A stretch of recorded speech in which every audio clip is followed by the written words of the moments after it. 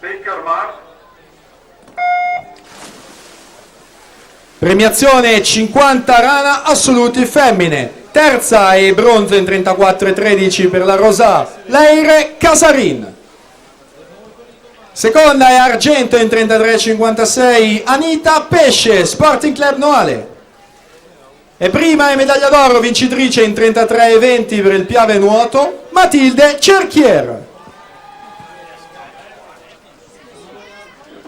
Noi torniamo alla vasca per seguire la prima serie che assegna le medaglie con i migliori 8 tempi di iscrizione della categoria esordienti a femmine. 100 d'orso Sofia Sartori 35,60, Deborah Bernardi 35,90, Martina Corda 37,78. Queste le prime tre posizioni. Nicole Santuliana al momento miglior tempo assoluto 1,17,68.